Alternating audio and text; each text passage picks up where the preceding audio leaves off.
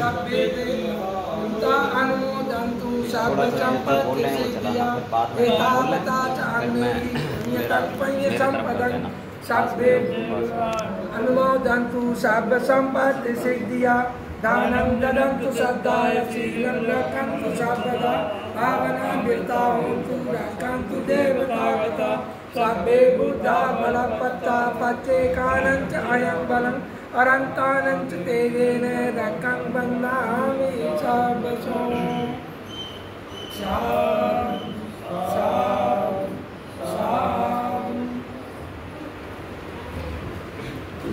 जय भीम नमो बुद्धाय। गौतम बुद्ध हमारे आप लोग बैठे रहे, मैं भी आ रहा हूँ। हमारे सम्यक सम गौतम बुद्ध जी और डॉक्टर बाबा साहब भीमराव अम्बेडकर, छत्रपति साहू जी महाराज, ज्योतिबा फुले, गुरु रविदास जी के चरणों में पुष्पार्पण करते हुए हमारे पंते जी जो आए हैं, अतिथि हैं, और आप लोग सभी सादर नमस्कार। आज आपने देखा जो आपने देखा होगा ऊपर सम्राट अशोक, शायद किसी ने पढ़ा, सब जानते होंगे सम्राट अशोक को, पढ़ा तो सभी ने होगा सम्राट अशोक। उस समय क्या था और आज हम क्या हैं और बीच में क्या हुआ, मैं जो रामायण है वो नहीं बताऊंगा। मैं तो आपको एक जो मेन चीज है उसके अवगत करा रहा हूँ, बाकी आप लोगों ने बता दिया, सबने बता दिया, और हमारे जो पंते जी हैं उन्होंने बता दिया।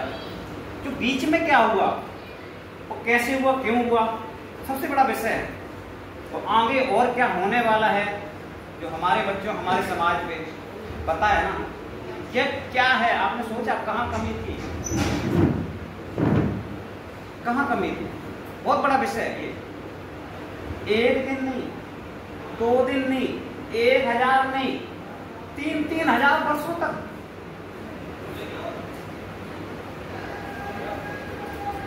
ऐसे महापुरुष जिन्होंने एक ज्योति जलाई। आज भारत ही नहीं, देश और विदेश के लोग, पूरे राष्ट्र के लोग, दूसरे राष्ट्र के संत के, महापुरुष के विचारों को अपनाकर अपनी तरक्की कर रहे हैं। और हम कहाँ हैं? और हम भी तरक्की कर लेंगे क्या? हमारा पड़ोसी कर रहा है, हमारा रिश्तेदार कर रहा है। जब तक वो, आप भूखे बैठे हो और रिश्तेदार खाए वो भी अच्छा नहीं लगता। आप धनवान हो, खा रहे हो और रिश्तेदार भूखा बैठा है वो भी अच्छा नहीं लगता है। पड़ोसी भूखा बैठा है, आप खा रहे हो वो भी अच्छा नहीं लगता है। तो ऐसी पवित्र चीज हमें घर घर पहुंचानी है, आते जाते पहुंचानी है, रास्ते में पहुंचानी है, सभी जगह पहुंचानी है, ताकि जो भूले भटके हैं, अपना नुकसान कर रहे हैं। जैसे पंचशील में बहुत बड़ा दम है, आपने बताया, हमारे पंडित जी ने बताया, बहुत पंडित जी ने बताया, पंचशील में बहुत बड़ा दम है। पूरे सृष्टि का सारा दम पंचशील में है। अगर एक भी सील हम धारण करते हैं, बच्चों को धारण करा लेते हैं, पड़ोसी को धारण करा लेते हैं, वो निश्चित ही तरक्की की बाहर पर जाएगा। 5 कर लिए तो वो तो बहुत सब तथागत बुद्धि ही बन जाएगा, सम्यक सम बुद्ध बन जाएगा। और बुद्ध तो आप जानते हो सिद्धि इन सबसे बहुत ऊपर परे। अगर बाबा साहब ने सील ग्रहण नहीं किए होते तो संविधान नहीं बना पाते। विदेशों में गए, कितने बड़े लालच थे, और उन्होंने ज्ञान अर्जित किया। उन्होंने देखा कि छोटा पूरा लालच नहीं चाहिए, क्योंकि हमारा समाज, अगर समाज का बच्चा भी कहीं दुखी है, दरिद्र है और अपमानित हो रहा है, तो हमारा एजुकेटेड होने का कोई महत्व नहीं है, हमारे धनवान होने का कोई महत्व नहीं है। अगर हमारे समाज का बच्चा कोई पीड़ित है और अपमानित हो रहा है, दंडित हो रहा है या गलत मार्ग पे जा रहा है, तो हमारा दायित्व बनता है। जब 3000 वर्षों की स्थिति ऐसी रही है, तो हमें भी वो 3000 वर्षों का जंग लगा हुआ एक दिन में साफ नहीं होगा। हमें उस पर निरंतर प्रयास करते रहना पड़ेगा। हम सोचे कि एक दिन में, एक महीने हमने मेहनत कर लिया, यार थक गए, हमसे अब नहीं होता। 3000 वर्षों की गुलामी जो हमारे पहनावे में है, काम कर्म कांड में है, चलने में है, बोली भाषा में है और हर चीज में है, कैसे एकदम से निकल जाएगी? 3 अगर जंग पड़ा हुआ लोहा भी उसको भी घिसोगे तो भी कम से कम 1 महीना लग जाएगा उसको घिसते घिसते, तब वो अपनी मूल स्थिति पे तो फिर भी नहीं पहुंच पाएगा। तो हमें निरंतर प्रयास करना है ताकि हमारी ही नहीं इस धरती की सभ्यता बनी रहे। ये राष्ट्र किसका है? राष्ट्र हमारा है, पूरा राष्ट्र हमारा है, पूरा राष्ट्र हमारा है और पूरा विश्व हमारा है। वो नहीं है तो गौतम जी को दे दो। पूरे विश्व में आज सर्वोपरि सर्वमान्य धर्म है वो कौन है? आपको बताने की जरूरत नहीं है। विश्व हमारा है, देश हमारा है। बहुत बड़ी बात कह रहा हूं, बहुत बड़ी बात कह रहा हूं। इसको संभालना है आपने। आपका घर बिखरा पड़ा है, विश्व बिखरा पड़ा है। गौतम बुद्ध ने संभालने की कोशिश की।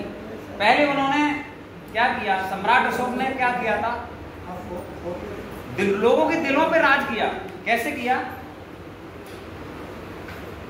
उससे पहले और मैं जाता हूं। पहले उनका भय था और भय से और तलवार की नोक से उन्होंने पूरा अखंड भारत बनाया। सम्राट अशोक ने उन्होंने कहा कि मैं डरा के राज नहीं करूंगा। जब शरण में आए गौतम बुद्ध जी, उन्होंने कहा मैं दिलों पे राज करूंगा। काय पे? दिलों पे। और हम इस शरण में गए और शरण में जाकर तलवार छोड़ी, तलवार छोड़ दी। और तलवार के बाद में जो राष्ट्र उनसे लड़ने, तलवार उनकी गर्दन काटने के लिए तैयार थे, उन पर हमला करने के लिए तैयार थे, उनका जब वो उनके यहाँ गए तो उन्होंने उनका स्वागत किया और उनकी बात मानी।